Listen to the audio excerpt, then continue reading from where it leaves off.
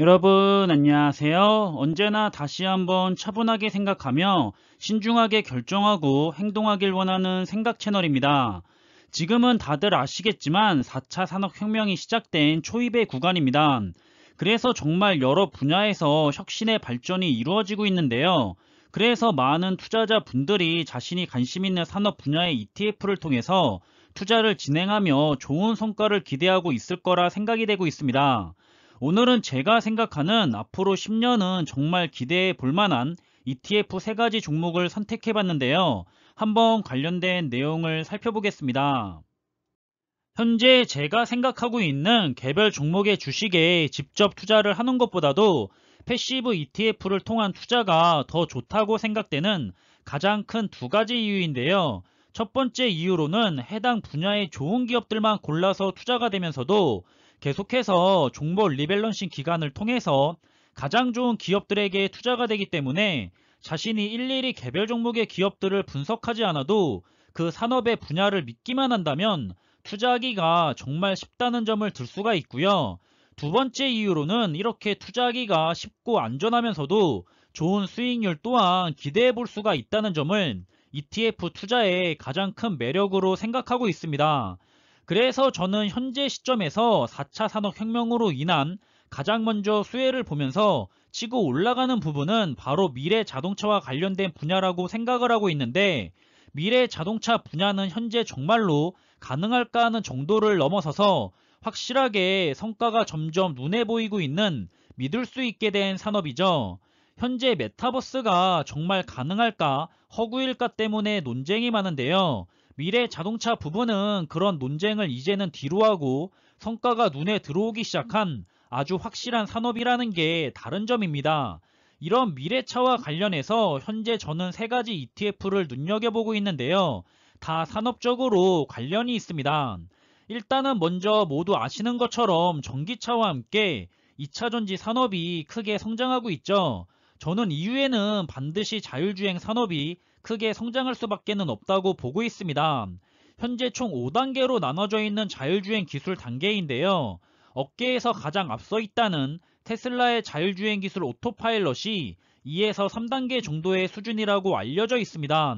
그래서 앞으로의 성과가 기대되면서 미래를 보고 투자할 만한 분야라고 생각을 하고 있고요. 그렇다면 이렇게 전기차와 2차전지, 자율주행 기술이 크게 발전이 되고 나면 어떻게 될까요? 저는 그 다음은 바로 스마트 모빌리티 산업이 크게 발전이 될 거라 생각을 하고 있습니다.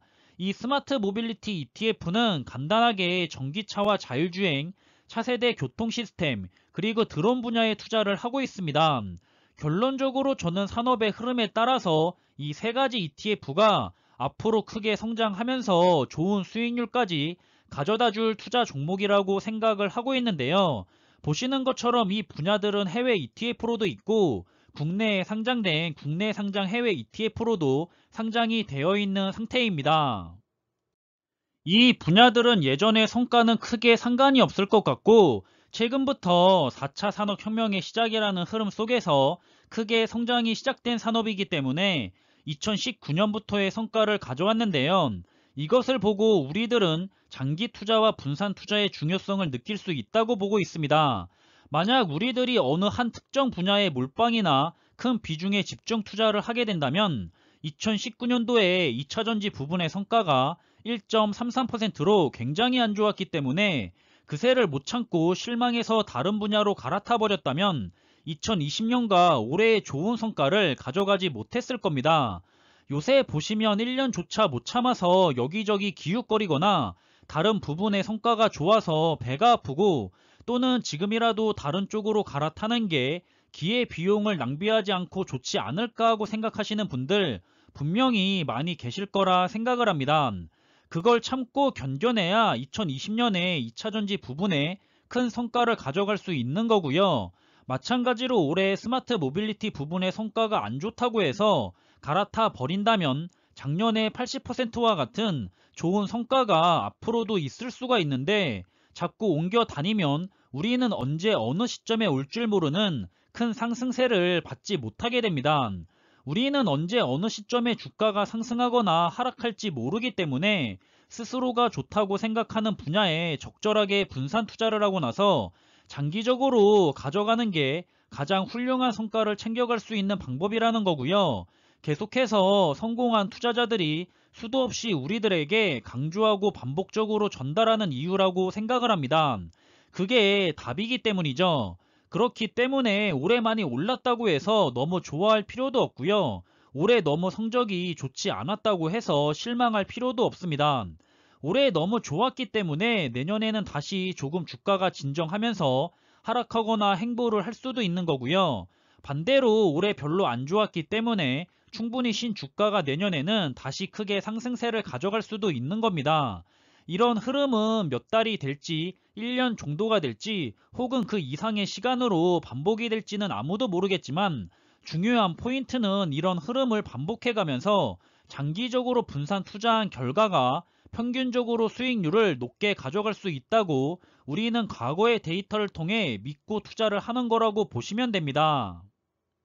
그 예로 현재 제가 가장 좋아하면서도 선호하며 투자하는 ETF인 미국 테크 탑10 ETF에 현재 속해 있거나 속해 있었던 나스닥의 상위 기술주 기업들의 지난 10년간의 성과인데요. 보시는 것처럼 세계 최상의 인류 기업들이라고 해도 매년 성과가 좋은 게 아닙니다. 항상 올라가기만 하는 세상에 그런 좋은 주식 종목은 없고요. 그런 주식 종목이 있다면 누구나 아주 쉽게 부자가 됐을 겁니다.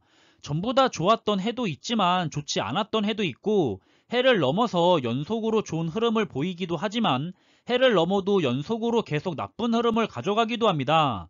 이것이 반복이 되는 거고요. 우리는 여기에서 계속 왔다 갔다 하면서 투자를 하는 게 아니라 그냥 투자해 놓고 계속해서 모아가면서 인내심 있게 엉덩이가 무거운 장기 투자를 해가면서 결과적으로 장기적인 기간으로 봤을 때 연평균 40%라는 좋은 성과를 가져갈 수가 있겠구나 또는 기대할 수가 있겠구나 하고 판단을 내렸기 때문에 투자를 하는 게 맞지 매년 40%씩 꼬박꼬박 좋은 성과를 내줄 거라고 생각을 하면서 투자를 했다면 그것은 굉장히 잘못된 생각이라고 전해드리고 싶습니다. 이런 최상위 기술주 기업들에게 분산 투자해서 2011년에는 마이너스 2%라는 다소 실망스러운 결과를 받겠지만 오히려 이렇게 주가가 못 올라가고 있을 때가 수량을 모으기 정말 좋은 시기입니다. 하지만 현실은 어떻죠? 우리는 대부분 반대로 하죠. 수량을 더 열심히 모아나가는 게 아니라 실망해서 어디 올라갈 투자 분야가 없나 기웃거리고 돌아다니면서 옮겨 다니는 것을 볼 수가 있죠. 그렇기 때문에 좋은 성과를 못 가져가는 겁니다. 인내심 있는 투자자들은 이때가 기회라고 생각하면서 열심히 수량을 모아나가면서 2012년에도 평균 14%로 무난한 성과를 가져갔고 결국 2013년이 돼서야 138%라는 무지막지한 성과를 가져갈 수가 있었겠죠.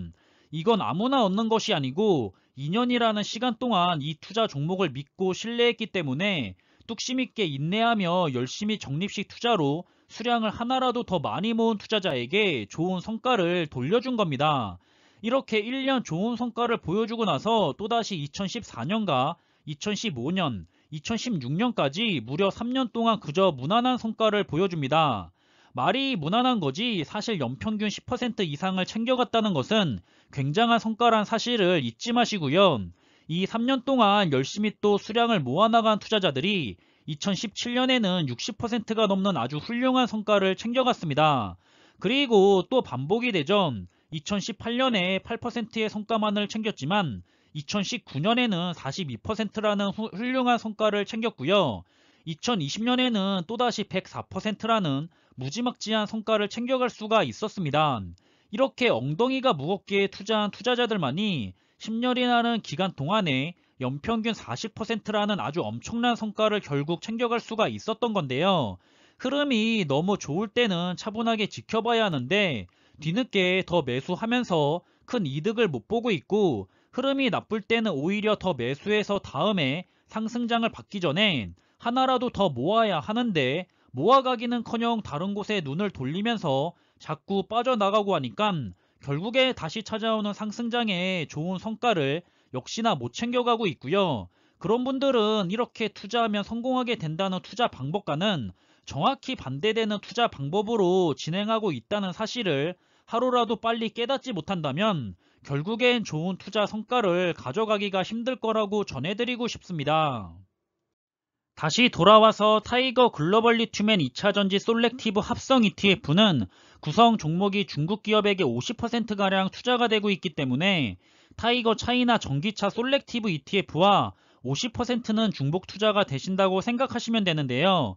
그렇기 때문에 두 종목에게 모두 투자를 하는 것보다는 중국 시장을 믿는다면 차이나 전기차 ETF로 투자를 하시고, 투자는 하고 싶지만 중국 리스크는 최대한 피하고 싶으신 투자자분들은 중국 기업 중에 좋은 기업 50%를 가져가면서 나머지 역시 글로벌 기업에게 투자하면서 경쟁력과 수익을 모두 기대해 볼 수 있는 글로벌 리튬앤 2차전지 솔렉티브 ETF로 선택을 하셔서 투자를 가져가시는 게 어떨까 싶고요. 그 다음에 다가올 분야인 자율주행 부분을 기대하시는 투자자분들은 타이거 글로벌 자율주행엔 전기차 솔렉티브 ETF를 눈여겨보시면 좋을 것 같고, 더 광범위하게 나는 전기차와 자율주행, 드론, 그리고 차세대 교통 시스템까지 챙겨가는 스마트 모빌리티 분야로 투자를 하고 싶다고 생각되시는 투자자분들은 미국 스마트 모빌리티 S&P ETF를 눈여겨보시면 좋을 것 같습니다. 그리고 보시는 것처럼 해당 ETF들은 모두 같은 상품으로 해외 ETF도 있기 때문에 해외 ETF 투자를 원하시는 분들은 LIT ETF와 DRIV ETF, 그리고 HAIL ETF로 투자를 진행하실 수가 있고요.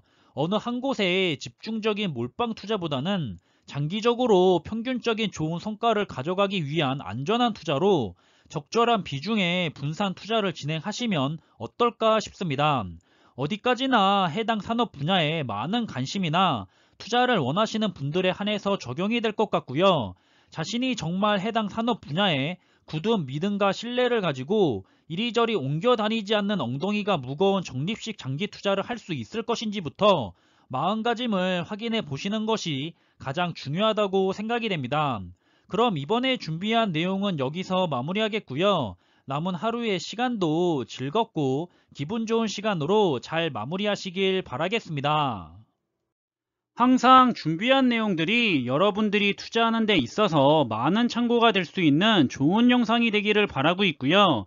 심리적으로도 그리고 좋은 정보로도 도움이 되었으면 좋겠습니다. 그럼 영상이 도움이 되셨다면 구독과 좋아요 부탁드리고요. 저는 다음에 더 좋은 정보들로 찾아뵙겠습니다. 감사합니다.